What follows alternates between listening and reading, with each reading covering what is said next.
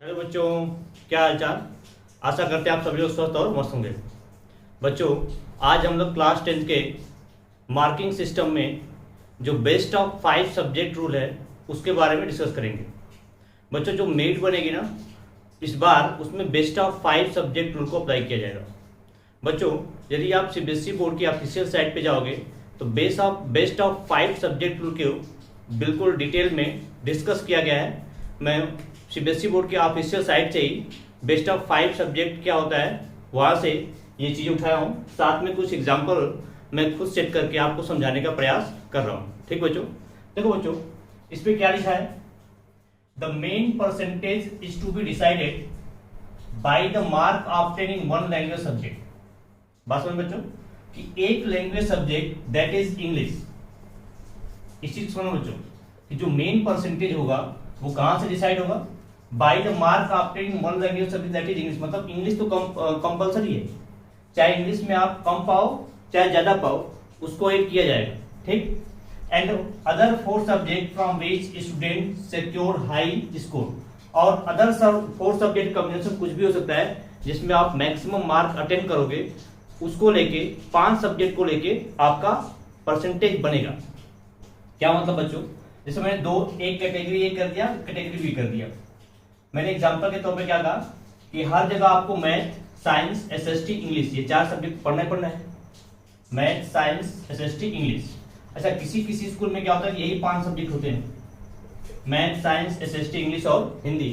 तो उन बच्चों के पास तो कोई ऑप्शन नहीं है, वो बेस्ट ऑफ, अगर 5 सब्जेक्ट लिए तो यही बेस्ट ऑफ 5 उनके लिए। अब इसमें वो जितना बढ़िया परफॉर्म करेंगे यही उनका परसेंटेज क्या करेगा, निर्धारित करेगा। और कैसे होगा, सभी 5 सब्जेक्ट में पाए गए स्कोर का सम कर लेंगे, बाई 5 इंटू 100 कर देंगे। मान लो इन सभी 5 सब्जेक्ट से मिला के उनका 450 आ रहा है, तो 450 बाई 5 इंटू 100 कर देंगे।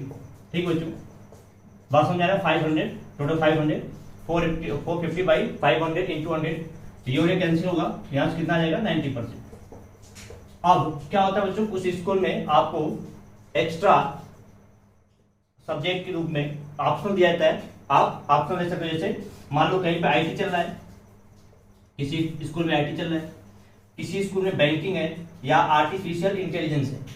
अब इसमें क्या बच्चों, मान लो कैटेगरी ए में देखो कि आपने मैथ में 70 पाया, साइंस में 90 पाया, एसएसटी में 95 पाया, इंग्लिश में 80 पाया और हिंदी में 90 पाया, और आपने आईटी में 95 पा ली।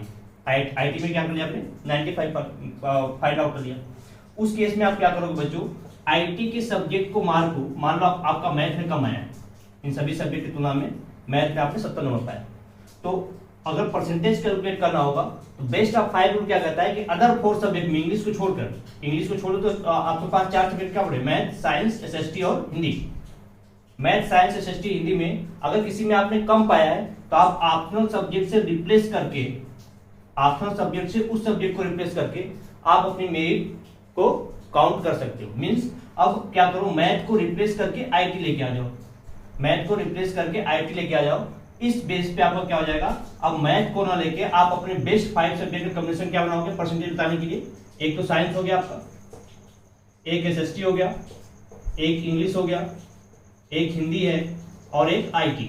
अब इन सभी 5 सब्जेक्ट का क्या करोगे, मार्क को जोड़ोगे, बाई 500 करोगे, इंटू 100 कर दोगे, तो आपका पता चल जाएगा कि कितना परसेंटेज है। एक कैटेगरी बी लिया, यहाँ पे देखो, इससे मान लिया आपने मैथ 95 पाया, साइंस में 70 पाया, एसएसटी में 90 पाया, इंग्लिश में कितना पाया 90, अदर लैंग्वेज कोई भी ले लो 85 पाया, और उस केस में आपने बैंकिंग लिया, बैंकिंग में कितना लेके आ गए 95।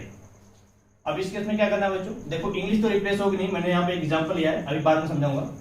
अब 95 वाले जो मार्क आपने पाया है, अगर आप ध्यान से देखो तो यहाँ पे क्या हुआ, इस बच्चे ने साइंस में कम नंबर पाया, 70 नंबर, तो करेगा क्या, अपना परसेंटेज कैलकुलेट करने के लिए साइंस को रिप्लेस कर देगा बैंकिंग से, साइंस को रिप्लेस कर देगा बैंकिंग से, और साइंस को हटा के वो बैंकिंग को लेके चला जाएगा। अब ये बेस्ट ऑफ 5 कॉम्बिनेशन उसके लिए बन गया, बेस्ट ऑफ 5 सब्जेक्ट कॉम्बिनेशन। बात समझ में आया बच्चों, मींस बेस्ट ऑफ 5 कॉम्बिनेशन क्या, देखो एक तो एक चीज ध्यान देना कि आप अगर इंग्लिश में कम पा रहे हो, जैसे यहाँ देखो मैथ में 90 पाया, साइंस में 95, एसएसटी में 90, इंग्लिश में 65, हिंदी में 90 और आईटी में 95 पाया।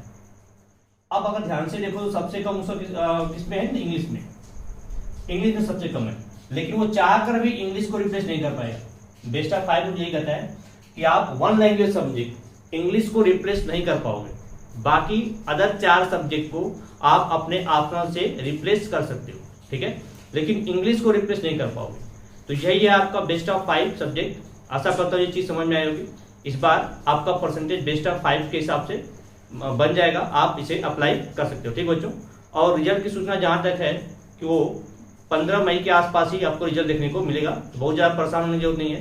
क्लास 10 के बच्चे बहुत परेशान थे कि बेस्ट ऑफ 5 रूल क्या है, तो यही बेस्ट ऑफ 5 रूल है और इसे आप ध्यान से देखना। विथ एग्जाम्पल समझाया हूँ और इजी वे में समझाया हूँ। आशा करता हूँ आपकी बात आपको बिल्कुल समझ में आएगी। थैंक यू बच्चों, पढ़ाई आप अपनी करते रहो।